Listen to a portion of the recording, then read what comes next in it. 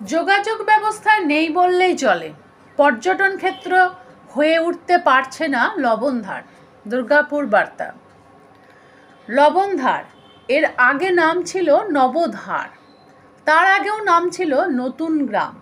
নাম বদল হতে হতে এখন লবণধার। এখন আবার আরও একটি নতুন নাম এসেছে, তবে এটা ঘুরতে আসা মানুষের দেওয়া নাম নাকি সামাজিক মাধ্যমের থেকে উঠে আসা নাম এলাকার কেউই জানে না। এটাকে নাম না বলে উপাধি বলা ভালো, কিংবা নতুন গর্বের পরিচয় বলা ভালো, তা এখনও ঠিক করে উঠতে পারেননি এলাকার বাসিন্দারা। সামাজিক মাধ্যম থেকে লোকমুখে প্রচার হয়ে গিয়েছে লবণধারের নতুন পরিচয় আলপনা গ্রাম। লবণধার গ্রাম দেবশালা পঞ্চায়েতের ঘন শাল পিয়ালে জঙ্গলে ঘেরা গ্রাম।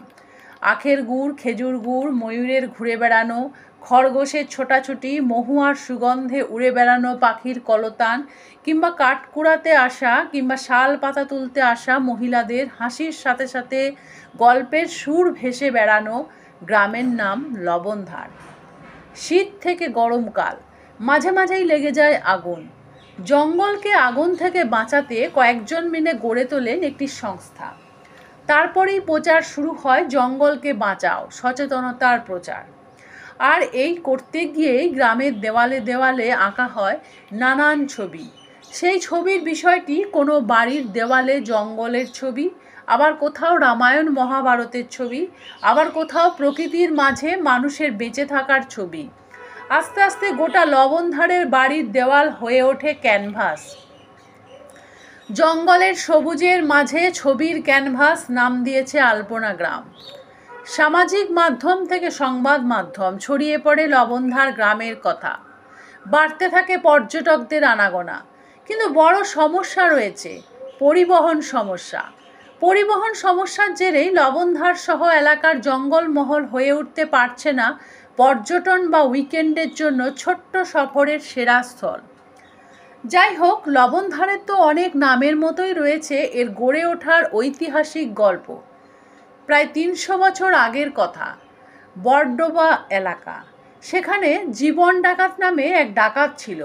জীবন ডাকাতের অত্যাচারে বরডোবার রায়বাড়ির সদস্যরা ঠিক করেন এলাকা ছাড়তে হবে, নতুন বসতি স্থাপন করতে হবে।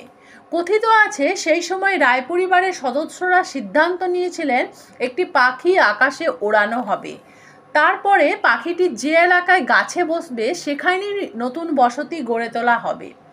এক সময় সেই ছেড়ে দেওয়া পাখি বর্তমানে লবণধার গ্রামে ধর্মরাজ তলায় একটি বট গাছের ডালে এসে বসে। সেখানেই গড়ে তোলা হয় নতুন গ্রাম, নাম দেওয়া হয় নতুন গ্রাম। তারপরে সে গ্রামের সাথে অনেক নতুন গ্রাম থাকায় গুলিয়ে ফেলতে থাকে সাধারণ মানুষ। নাম বদলে যায় নবধার, কালক্রমে লবণধার। সেই লবণধার এখন ছবির ক্যানভাস কিংবা আলপনা গ্রাম। সামাজিক মাধ্যমে বার্তা গেল ক্রমে রোটেই, আর সাথে সাথে বেড়ে গেল পর্যটক আসা। প্রি ওয়েডিং শ্যুট থেকে নানান শর্ট ফিল্ম, রিল বন্দি হতে থাকে এই গ্রামে। কিন্তু পর্যটকদের কথায় বড্ড ঝক্কি এই লবণধারে আসতে। প্রশাসনের অবহেলায় গড়ে ওঠেনি কোনো পরিবহন ব্যবস্থা, ফলে যাতায়াতের সমস্যায় ভুগতে হয় পর্যটকদের। মানকর পানাগড় স্টেশন থেকে নেমে দূর দূরান্তের পর্যটকেরা আসেন। রেল ব্যবস্থায় পানাগড় আর মানকরে নেমে আসেন কলকাতা সহ দূর দূরান্তের পর্যটকেরা, কিন্তু তারপরেই থমকে যাওয়া। মানকর থেকে লবণধারের দূরত্ব 12 কিলোমিটার আর পানাগড় থেকে 18 কিলোমিটার।